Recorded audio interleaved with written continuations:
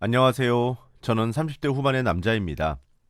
사람들이 결혼해 인생이 바뀐다는 말을 종종 하곤 하죠. 저는 결혼이 인생에 큰 영향을 준다고 생각은 하고 있으나 사실 바뀔 정도라고는 생각하지 않았는데 전혀 아니라는 생각을 하게 된 경험이 있습니다. 바로 제 이혼에 대한 경험이죠. 저는 딱 한 번의 이혼에 대한 경험이 있거든요. 이번에 사연을 보낸 이유는 제가 겪은 경험에 대해 이야기를 하고 싶어서입니다. 앞서 말씀드렸다시피 저는 이미 이혼해서 남남이 되었지만 편의상 아내라고 지칭하도록 하겠습니다. 아내와 저는 맞선을 보고 만났습니다. 서로 조건만 보고 만났던 상대였으므로 사랑에 대해 그리 큰 비중을 두지 않았었어요. 큰 문제만 없다면 결혼하겠다는 생각으로 아내를 만났고 사람이 괜찮다고 생각이 들었습니다. 수다스러운 편이었지만 발랄하고 행복하게 보여 귀엽게 느껴지기도 했었고요. 첫 만남에서부터 꽤 분위기가 좋았고 아내도 제게 호감을 가지고 있다는 느낌을 받았습니다. 만나기 시작한 지 6개월 정도 지나고 난 이후부터 슬슬 결혼 이야기가 나오기 시작했습니다. 양가 상견례를 했던 순간부터 꽤 삐걱거렸지만 나름대로 중재를 하면서 결혼에 성공했어요. 사실 처음에는 저희 어머니가 먼저 시작하셨던 것 같기도 합니다. 어렸던 시절부터 저희 어머니는 저를 무척이나 아끼고 사랑하셨습니다. 그래서 그런지 아들 사랑이 남들보다 유달리 지나치신 경향이 있으셨어요. 어쩌다 제가 연애를 하면서 만든 여자친구들을 전부 탐탁치 않게 여기시기도 하셨죠. 치맛바람이 조금 세셨던 편이신 것이겠지요. 게다가 제가 나름 공부도 잘했고 사회적으로도 조금 성공한 위치에 있어 그런지 어머니의 아들 사랑은 시간이 지나면 지날수록 더욱 커져만 갔습니다. 저는 항상 여자친구를 만날 때 다른 조건이나 이런 것들은 일절 보지 않았습니다. 그래서 그런지 항상 어머니께서 마음에 들어 하시지 않으셨던 것 같아요. 그렇게 제가 선을 보게 된 것이었습니다. 저는 어머니의 사랑과 지원으로 자랄 수 있었고 누릴 수 있었으니까 제 아내에 대한 간섭도 불가피하다 생각했었거든요. 분명 조건을 보고 만났었는데 아내는 자신이 가진 것들보다 조금 더 부풀려서 조건을 적었더군요. 그리고 결혼을 앞두고 이런저런 이야기를 나누며 집이나 혼수 이런 것들에 대해 이야기를 나누다가 아내가 가지고 있는 재산 부분에 있어서 부풀렸다는 사실이 밝혀지게 되었고 그 사건을 계기로 어머니 눈밖에 나게 되었습니다. 그때부터 시작이었습니다. 하지만 결혼을 물을 수도 없었습니다. 아내가 임신을 하게 되었기 때문에 결혼은 결혼대로 진행을 해야 했거든요. 그래서 어머니는 시집살이를 시키기 시작하셨습니다. 결혼 날짜가 얼추 정해지고 나서 아내가 저희 집에 방문을 하기 시작했었을 때였습니다. 하루는 아내가 들어오자마자 어머니께서 아내에게 일회용 비닐 장갑을 던지듯 쥐어주셨습니다. 결혼도 얼마 남지 않았는데 요리는 제대로 할 줄 아는 것은 있니? 한번 마시나 보자 라고 하시면서요. 순식간에 공기가 싸하게 얼어붙었어요. 하지만 아내도 보통 내기가 아니었습니다. 솔직히 말해 저희 어머니랑 성질머리 부분에서는 비등비등했답니다. 음, 아유, 어머니 어떡하죠? 제가 임신을 해서 그런지 입덧이 있네요. 하며 어머니가 던지듯 쥐어주신 일회용 비닐 장갑을 쓰레기통에 버려버리더라고요. 그때부터 저희 어머니와 아내의 기싸움은 본격적으로 시작이 되었습니다. 두 사람이 싸우고 맞서 붙을 때마다 희생되는 사람은 저와 저희 아버지였습니다. 하루는 제가 며칠 야근을 해서 피곤했던 날이 있었습니다. 그리고 그날도 어김없이 두 사람의 기싸움이 시작이 되었었죠. 그날은 솔직히 저도 너무 피곤했어서 그런지 말리고 싶지도 않았습니다. 그래서 조용히 두 사람이 옥신각신 떠들고 있을 때 소파 쪽으로 빠져 앉아 있었습니다. 남자분들은 아시겠죠? 하루 이틀도 아니고 만났다 하면 눈에서 불을 뿜으니 기가 빨려서 끼고 싶지도 않아지는 거. 근데 제 모습이 화근이 되었더군요. 아내는 임신한 자기가 이리저리 움직이고 그러는데 왜 저는 빈둥빈둥 노냐며 부모님 앞에서 성질을 빽 냈고 시어머니는 어디서 버르장머리 없이 언성을 높이는 거냐며 화를 버럭 냈었죠. 솔직히 짜증이 나기도 했습니다. 제가 며칠 내내 고생하면서 일을 했으니 양해해 줄 수도 있는 노릇인데 부모님 앞에서 화를 내는 아내나 그렇다고 해서 임신한 사람에게 일을 시키고 화를 내는 어머니나 진짜 둘 다 똑같게 느껴지더라고요.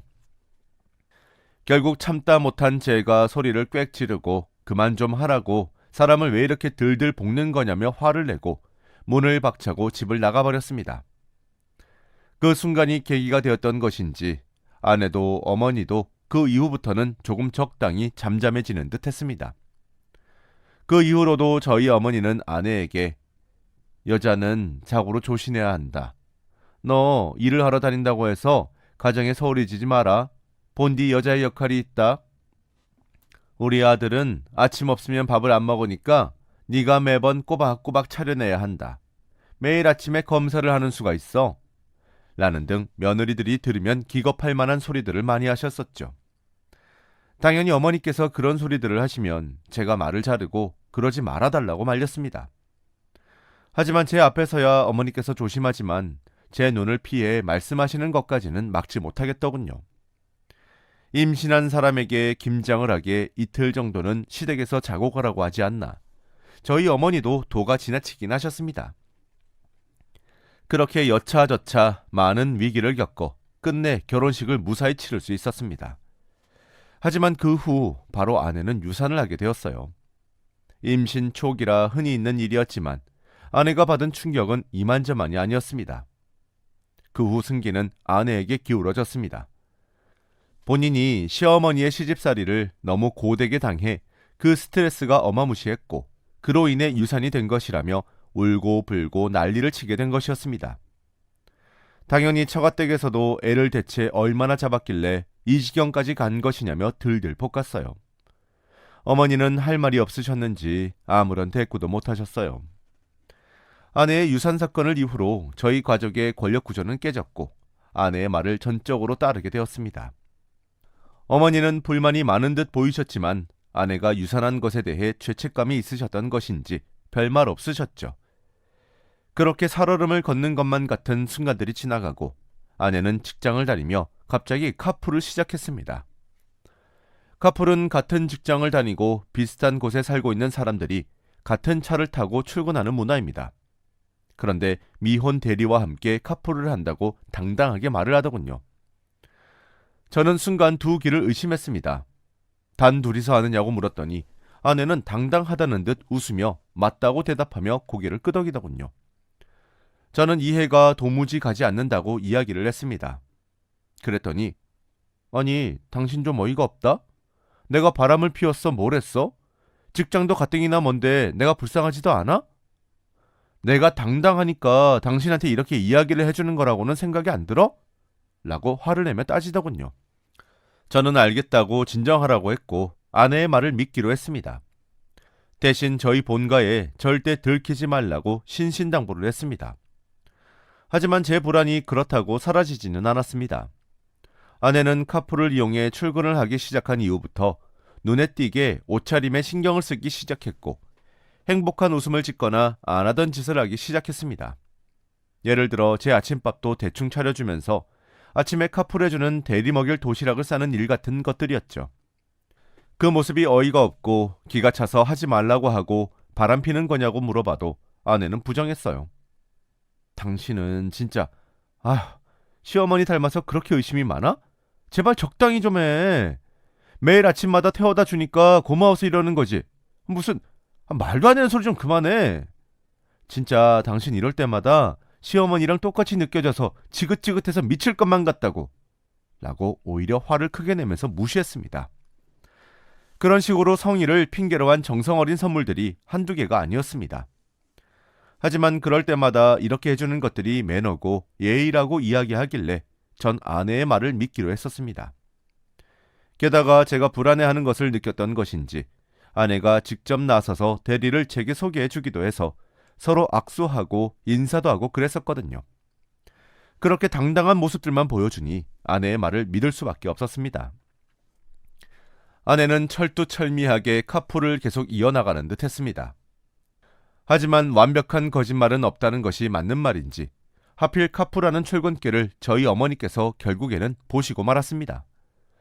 아침 일찍 들리려고 하셨던 것인지 저희 집 근처에 있으셨다고 하더라고요. 당연히 뒤집어졌습니다. 너는 생각이 없니? 유부녀의 남편도 있는 애가 어디 멀쩡한 외간 남자랑? 씩씩거리면서 어머니께서 화를 버럭 내셨어요. 사실 어른들의 입장에서는 조금 탐탁치 않게 느껴질 수 있는 부분이란 생각도 들었거든요. 죄송합니다 하고 넘어갈 수도 있었을 텐데 아내는 호락호락하지 않았습니다. 어머니, 하나하나 간섭하는 것 좀 그만두세요. 언제까지 이러실 셈이세요? 저와 남편은 이야기 끝난 문제고 저희 부부의 일이니까 알아서 하고 알아서 살게요. 제발 신경 좀 끄세요. 라고 다다다 쏘아댄 이후 그 자리를 박차고 떠났습니다. 어머니는 뒷목을 잡고 넘어가시고 소리를 지르시고 난리가 나셨지만 저희 아버지께서 겨우 말렸고 저도 그딴 식으로 자리를 박차고 나간 아내를 잡아 데려와 이건 아니라고 사과하고 넘어가자고 설득해서 어떻게 저떻게 겨우 마무리를 지었습니다. 정말 두 사람이 한 공간에 있으면 저와 아버지는 숨통이 턱턱 막히는 듯 했습니다. 매번 살얼음 판을 걷던 분위기였거든요. 그렇게 그럭저럭 지내던 어느 날이었습니다. 아내는 제게 수줍게 무언가를 건네었고 확인해 보니까 그건 임신 테스트기였습니다. 선명하게 두 줄이 그어진 임신 테스트기를 보고 저는 가슴이 벅차올랐습니다. 당연히 양가에 이 기쁜 소식을 알렸습니다. 그리고 아내의 소식은 저와 아버지에게 또 다른 평화협정과도 같은 것이었어요. 아무래도 아내가 한 번의 유산 경험이 있어서 그런지 어머니께서 많이 조심하셨었거든요. 말이나 행동 둘 다 말입니다. 사실 어머니께서 그렇게 한 발을 양보해 주시면 아내도 한 발 함께 양보해 주었으면 좋겠다 생각했습니다. 둘 다 잘못했고 둘 다 똑같은 사람이니까요. 하지만 아내는 저희 집안의 권력 구조를 깨뜨리고 어머니를 그 자리에서 끌어내려 본인이 올라가려고 하는 듯 했습니다. 그럴 때마다 저도 아버지도 어머니의 눈치를 살폈지만 어머니 입장에서도 임신한 며느리라 그런지 아무런 말 한마디 하지 않으시고 그저 그 자리를 살짝 피하시는 것이 전부시더라고요. 그저 내버려 두시는 모습을 보고 아버지도 어머니께 잘했다고 칭찬하고 저도 고맙다 인사드렸습니다. 그렇게 10달이라는 시간이 지나갔고 아내는 힘겹게 출산했습니다. 아내는 아주 귀엽고 사랑스러운 공주님을 낳았더군요. 아내를 쏙 되닮아서 그런지 매우 귀엽고 사랑스러웠습니다. 딸아이의 출산을 기점으로 날이 서 있던 모두가 조금 느슨해진 것만 같았습니다. 딸아이의 웃음 한마디에 저희 부모님도 저도 아내도 스르르 마음이 녹아버리더라고요. 그러던 어느 날이었습니다. 어머니와 아버지가 주말 아침 꼭두 새벽 같은 시간에 저희 집에 들이닥쳤습니다. 어머니의 고함 소리에 자고 있던 딸도 깨고 아내도 깨고 저도 깼죠. 이번에는 어머니가 해도 너무했다는 생각에 화를 내려는 찰나였습니다.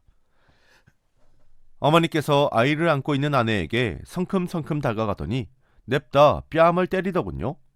어머니께 붙어 왜 이러시는 것이냐고 말로 하라며 말렸습니다. 어머니께서는 어디서 그런 힘이 나오셨던 것인지 말리시는 제 팔을 뿌리치시며 아내 하나만 잡기 시작했어요. 아내도 대체 왜 이러시는 거냐고 아이가 다치면 책임질 것이냐며 소리를 빽빽 질렀습니다.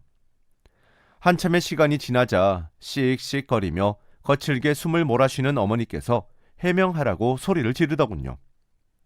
어머니께서 바닥에 풀썩 주저앉은 아내의 얼굴에 던진 것은 아주 얇은 종이 몇 장이었습니다.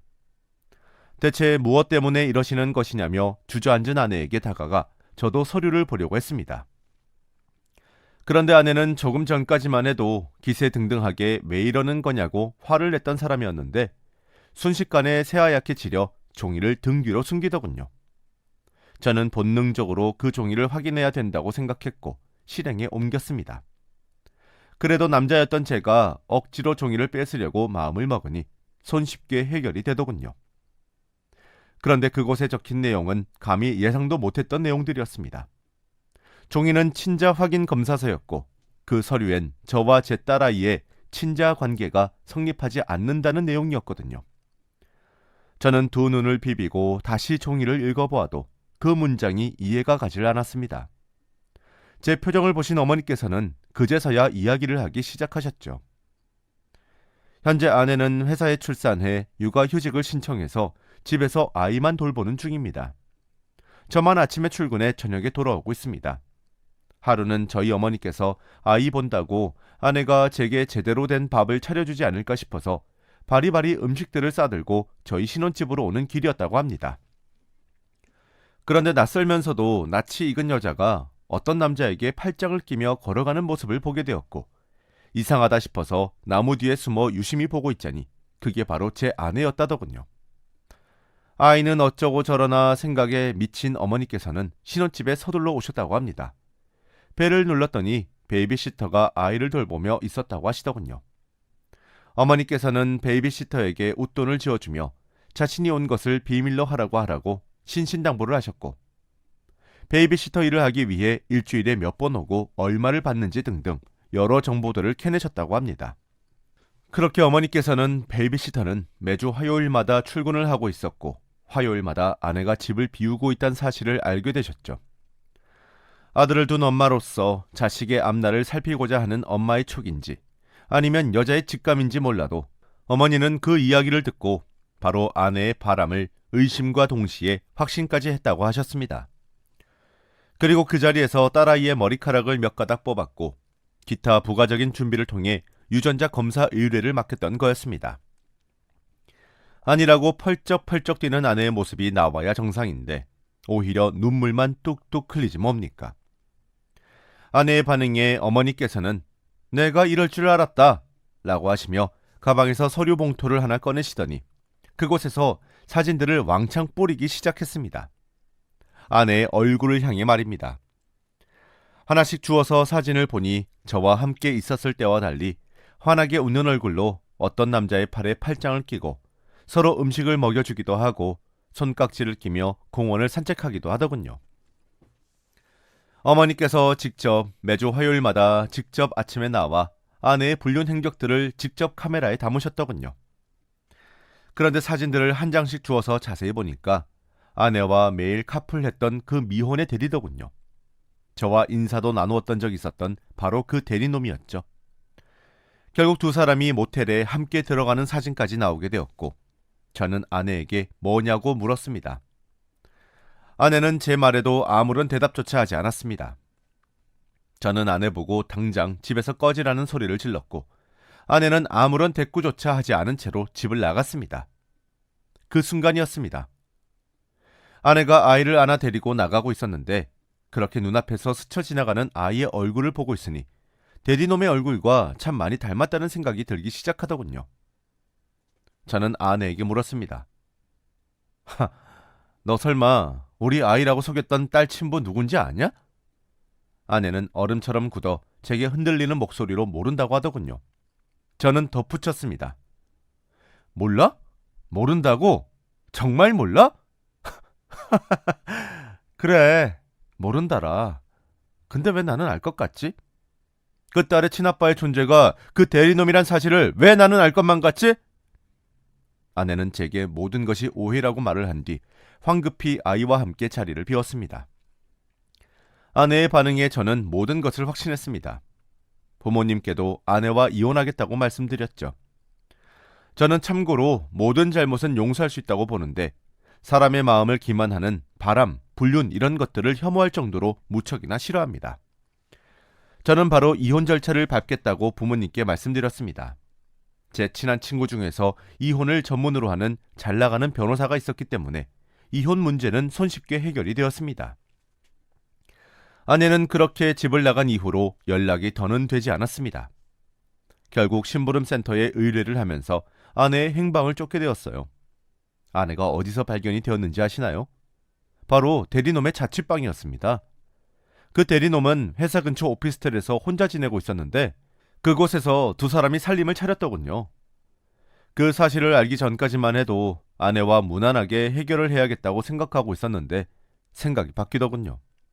아주 처절하고 확실한 복수를 해주고 싶다고 말입니다. 저는 먼저 어머니께서 찍은 증거 자료와 함께 지금 살림을 차리고 있다는 모든 증거물들을 토대로 대리놈에게 상간자 소송을 진행하였습니다. 효과는 탁월했습니다. 상간자 소장이 날아가자마자 그렇게 연락을 하려고 해도 연결되지 않던 아내가 바로 전화가 오더군요. 물론 저도 받지 않았습니다. 아내는 그 이후로 제게 문자 테러를 하다시피 했습니다.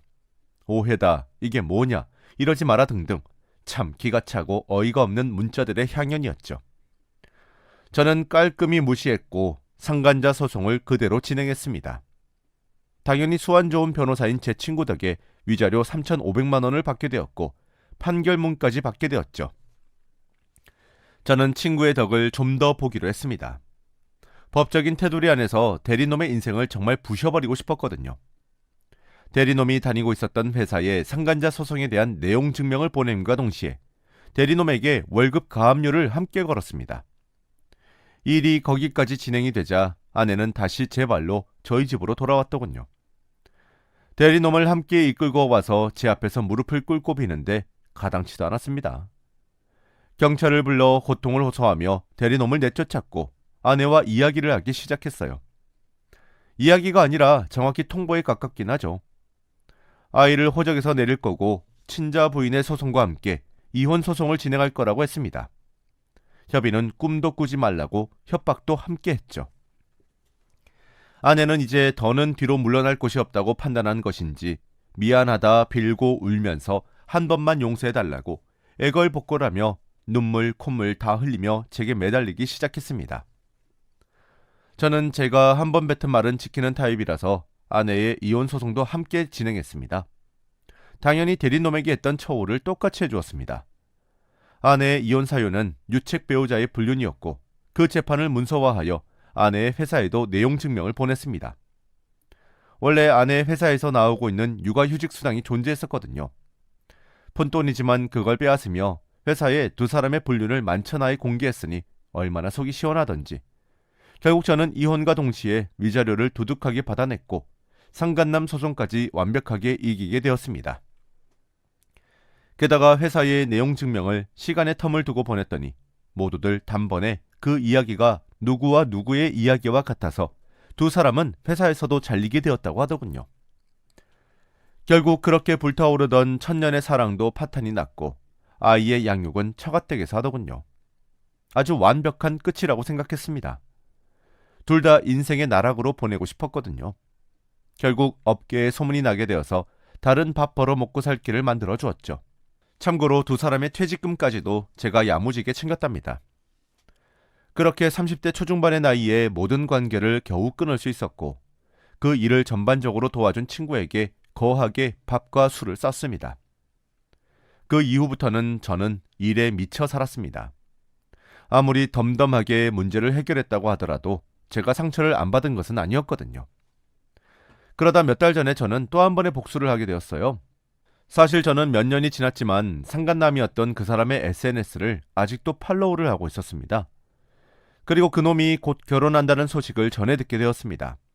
아주 친절하게도 결혼식이 어디서 언제 누구와 함께 할 것인지 대문짝만하게 광고를 해놨더군요.